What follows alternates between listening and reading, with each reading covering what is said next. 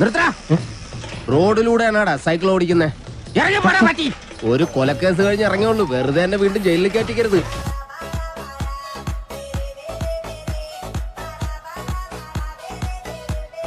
ചേട്ടാ ഇന്നത്തെ കേരള. അതെന്താ നാളെ കേരളം ഇല്ലേ?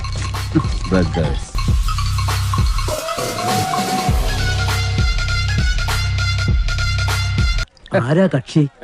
കൊലക്കേസിൽ എനിക്കെതിരെ സാക്ഷി പറഞ്ഞ സുരേഷ് ഇല്ലേ, അവനെ തന്നെ. കൊലക്കേസോ? വാ, വാഴത്തോട്ടത്തിൽ നിന്ന് കൊലവെട്ടിയ കേസില്ലേ, ആ നായിന്റെ മോനല്ലേ എനിക്കെതിരെ പോലീസിന് മൊഴി കൊടുത്തത്. അവൻ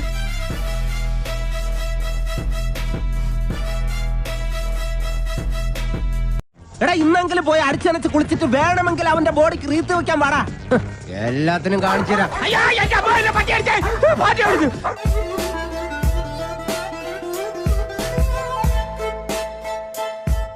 തല്ലാൻ കൊണ്ടുപോകുന്നെങ്കിൽ ഒറ്റ അടിക്കാൻ തീർത്തേക്കണം, ഇല്ലെങ്കിൽ എല്ലാരും കൂടെ എടുത്തിട്ട് ഇടിച്ച് എനിക്ക് ഇങ്ങനെയാണെന്ന് നിറയിക്കാൻ വയ്യ.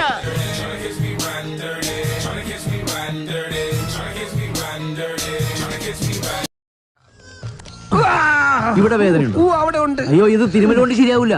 എടോ, മേജർ ഓപ്പറേഷൻ വേണം. അതെന്തിന്? എന്റെ ചെറുകുടലും വൻകുടലും പിണഞ്ഞു കിടക്കുക. കൈ എടുക്കണം അങ്ങോട്ട്. അണ്ടർവെയറിന്റെ വള്ളി കയറി പിടിച്ചിട്ട് ചെറുകുടലും വൻകുടലെന്ന് വൈദ്യന്മാരെ പറയിപ്പിക്കാൻ വേണ്ടി.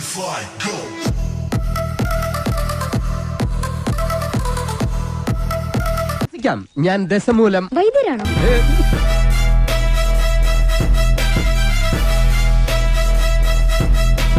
അളന്നു കിടന്ന് ഉണ്ണിത്താന്റെ മുന്നിൽ ചെന്നു. മല്ലയ്യ കർണാടകയിൽ എന്തോ മന്ത്രം ചൊല്ലിയതും ഉണ്ണിത്താൻ ചാടി എണീറ്റ് നിൽക്കെ കേട്ടെ. ചാടി എഴുന്നേറ്റ് പഞ്ചായത്ത് ഗ്രൗണ്ട് വഴി 2 റൗണ്ട് ഓടി.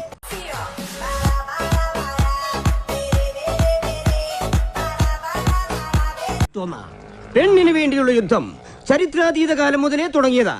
പണ്ട് അമേരിക്കയിൽ എന്താണ് സംഭവിച്ചത്? ഈ നായിന്റെ മോനെ ഇനി ഞാൻ കൊന്നുകളയും. നീ എന്ത് കൊണ്ട് വെള്ളസാരി ഉടിപ്പിക്കണ്ട. എന്താടാ മുതലാളി, എനിക്ക് കുറച്ച് ഒറ്റയ്ക്ക് സംസാരിക്കാനുണ്ട്. നീ ഒറ്റയ്ക്ക് സംസാരിച്ചോ. ശരി, വണ്ടി എടുക്ക.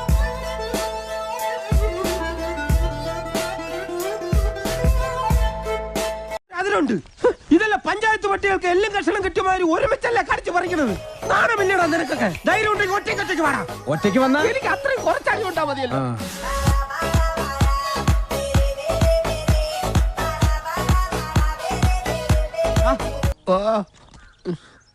ഇന്നിനി വയ്യ, നാളെ വന്ന് ബാക്കി വാങ്ങിച്ചോളാം. നീ മര്യാദയ്ക്ക് ഇവിടെ നിൽക്കുമോ? അയ്യോ, ഞാൻ മര്യാദയ്ക്ക് നിൽക്കുന്നേ, പക്ഷെ അടികൊണ്ട് ഇങ്ങനെ ആയിപ്പോയതാ സത്യം.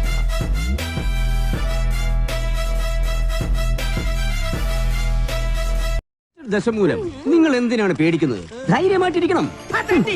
ഞാൻ ചത്തുപോയ എന്റെ പിള്ളേർക്ക് നീ ചെലവിനോട് കൂടാ.